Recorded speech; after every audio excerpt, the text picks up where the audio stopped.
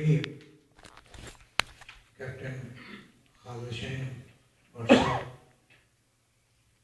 Stage پر بیٹھے ہوئے مسلم league نون کے یو ایس اے کے پریزیڈنٹ جناب رویل ڈار صاحب، پاکستان پیپلز پارٹی کے روح رواں بانی چودھری سرور صاحب، پنڈال میں بیٹھے ہوئے مختلف سیاسی جماعتوں کے زعماء اور سامعین، السلام علیکم۔ میں آپ سب لوگوں کا شکر گزار ہوں کہ آپ سارے اپنا قیمتی وقت نکال کر کے یہاں تشریف لائے اور آج جس طرح دنیا بھر میں ہر ملک کے اندر کشمیریوں سے اظہار یکجہتی کا دن بنایا جا رہا ہے، نیو یارک میں بھی یہ اعزاز ہم حاصل کر رہے ہیں کہ کیپٹن خالد حسین صاحب اور رویل ڈار صاحب نے ہم سب کو یہاں پر اکٹھا کیا اور ہم یہ دن بنا رہے ہیں۔ اس دن کے حوالے سے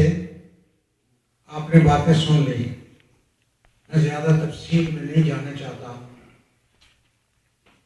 لیکن بحیثیت کشمیری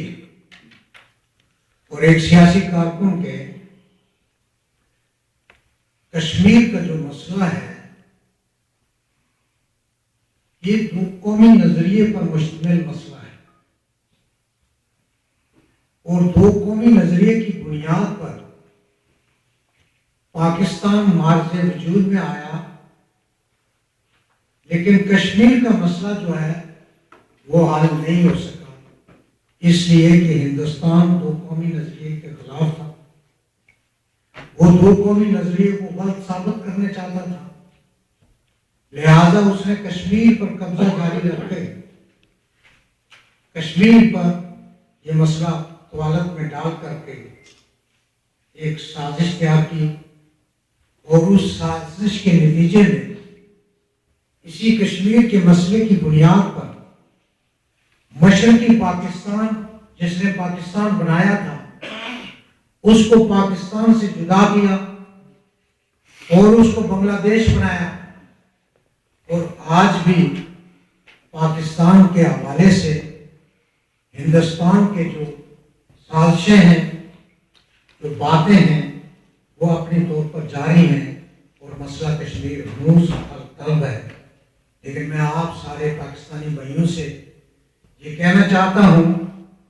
کہ کشمیر کا مسئلہ ہر صورت میں حل ہونا چاہیے، کیونکہ یہ ہماری بقا کے لیے ضروری ہے، پاکستان کی بقا کے لیے کشمیر کا مسئلہ حل ہونا ضروری ہے، اور اسی بات سے پاکستان کی لیڈرشپ پورے طور پر باخبر تھی اور وہ یہ جانتی تھی، تبھی قائد اعظم محمد علی جناح نے کشمیر کو پاکستان کی شارع قرار دیا، تبھی ذوالفقار علی بھٹو نے 1000 سال تک کشمیر پر جنگ کرنے کی بات کی، تبھی بے نظیر بھٹو صاحبہ نے کاسا بلانکا میں جا کر کشمیریوں کو اسلامی کانفرنس میں آبزرور سٹیٹس دلایا، تبھی نواز شریف صاحب نے ایٹمی دھماکہ کر کے اور واجپئی کو مینار پاکستان پر بلا کر وہاں کشمیر پر بات کی۔ تو یہ ساری جو باتیں ہیں یہ اس بات کی غمازی کرتی ہے کہ کشمیر کا مسئلہ جو ہے وہ انتہائی ضروری ہے، لیکن ان کی ترجیحات جو ہیں وہ ہم نہیں بہتر طور پر کر سکے، اور اتنی بڑی قربانیوں کے باوجود جس طرح شمس الزمان صاحب نے کہا کہ 1 لاکھ کے قریب کشمیر کے لوگ جو ہیں، یہ تازہ ترین جو جدوجہد چلی ہے 89 سے بعد اس کے اندر کام آئے، لیکن اس وقت تک اس کو انٹرنیشنل کمیونٹی نے وہ حیثیت نہیں دی جو ایک ملالہ کو دے دی۔ سوات کے اندر ایک بچی کو گولی ماری گئی، وہ زیادتی کی بات، بہت زیادتی کی بات ہے، کسی بچی کو یا کسی پر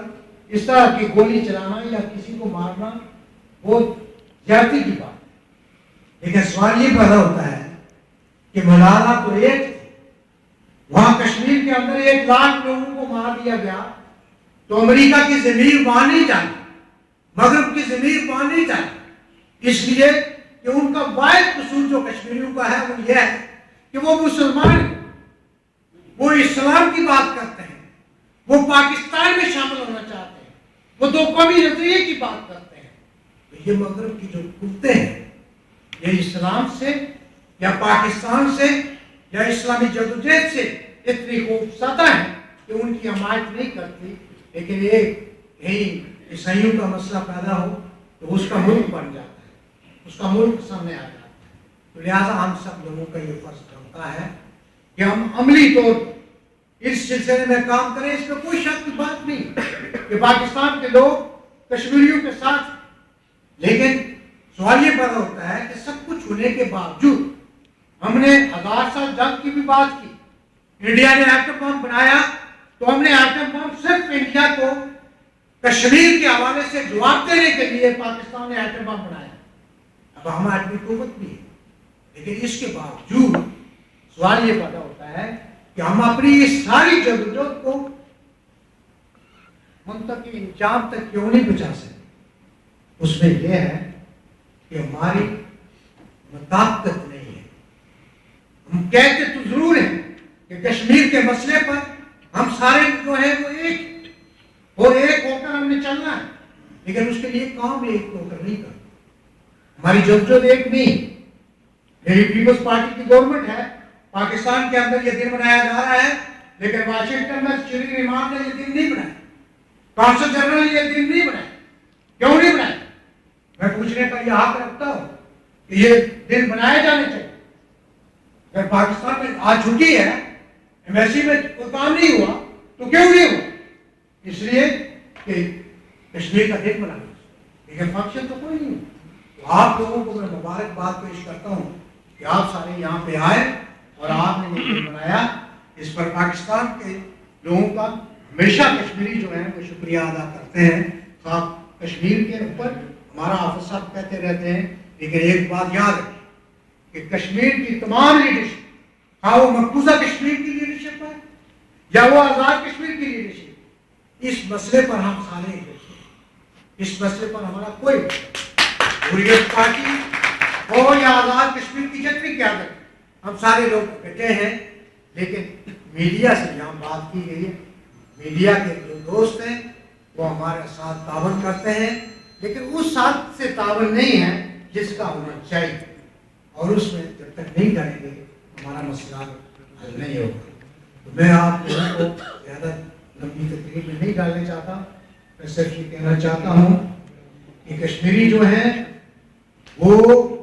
2 قومی نظریے کی جنگ لڑ رہے ہیں، اور اس کے نتیجے میں آپ کو پتہ ہے کہ یہاں امریکہ کے اندر ہندوستان نے سازش کر کے ڈاکٹر غلام نبی صفائی کے جیل میں، یہ ہندوستان کی سازش کامیاب ہوئی، اور میرا ملک امریکہ ہندوستان کی اس سازش کے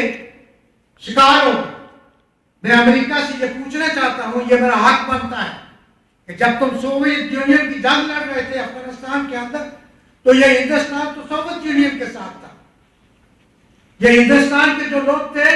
وہ سوویت یونین کے ساتھ مل کر امریکہ کی جنگ اور پاکستان کی جنگ کے خلاف جنگ کر رہے تھے۔ آج وہی جو ہے بھارت افغانستان کے اندر تمہارا ایک اتحادی بنا ہوا ہے، اور اتحادی بن کر یہ پاکستان کے اندر جتنی دہشت گردی ہو رہی ہے، میں گارنٹی سے کہتا ہوں کہ یہ راہ کی جنگ، یہ ہندوستان پر ہے، اور اسی کی سازش کی بنیاد پر انہوں نے ڈاکٹر غلام نبی صفائی کو امریکہ کے اندر متاثر کیا کہ یہاں پر کشمیر کی جو آواز بلند ہوتی ہے وہ آواز گم ہو جائے۔ لیکن میں یہ کہنا چاہتا ہوں کہ یہ بات نہیں ہوگی۔ ہمارے بھائی ہیں، ہماری بہنیں ہیں، آپ سارے لوگ موجود ہیں، ہم نے مل کر، جس طرح تاج صاحب کہتے ہیں یا حافظ صاحب کہتے ہیں کہ ہم نے یہاں پر مل کر کشمیر کے لیے کام کرنا ہے۔ انشاءاللہ ہم آپس میں مشورہ کریں گے، اور مشورہ کر کے کوئی ایک بڑا کال دیں گے جس کو ہم نے سب نے مل کر اس کو کامیاب کرنا ہے۔ ہاں وہ یونائٹڈ نیشن کے سامنے ہو یا وائٹ ہاؤس کے سامنے ہو، جس طرح بھی ہو، ہم آپس میں سارے مشورہ کر کے ایک کال دیں گے اور اس کو ہمیں کامیاب کرنا ہے۔ میں آخر میں آپ لوگوں کا اور خصوصاً کیپٹن خالد شاہین صاحب کا، حافظ صابر صاحب کا، سب دوسرے دوستوں کا شکریہ ادا کرتا ہوں کہ آپ بڑا قیمتی وقت نکال کر کے یہاں پر تشریف لائے۔ اللہ تعالیٰ آپ کو اس کا